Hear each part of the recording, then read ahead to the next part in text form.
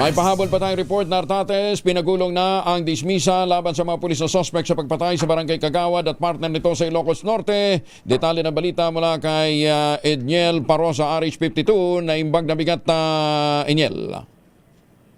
Kuya Igel, ipinag-utos na nga ni Acting PNP Chief Police General Jose Melechio Artates Jr. ang summary dismissal proceedings laban sa pulis na isinasangkot sa pagpaslang sa Barangay Kagawad at live-in partner nito sa San Nicolas, Ilocos Norte. Ayon kay Artates, makikipag-ugnayan ng Internal Affairs Service ng PNP sa lokal na pulisya para sa isinasagawang investigasyon kaugnay ng reklamo laban sa pulis na may ranggong korporal. Una nang naarestos ay kinasang follow-up operation ng suspect na nakatalaga sa Tourist Police Unit ng Ilocos Norte Provincial Police Office. Batay sa inisyal na pagsisiyasat, kumakain lamang sa beranda ng kanilang tahanan ng biktimang sina Joshua Bernardo at kinakasamang Eloisa Bonilla ng pagbarili ng dalawang lalaking sakay ng motorsiklo.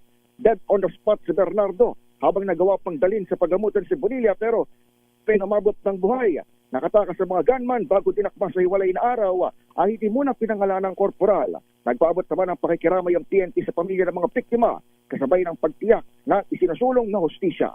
Ito si Edniel Parosa, nag-uulat para sa DZRH. Una sa Pilipinas, una sa Pilipino. Maraming salamat, Edniel.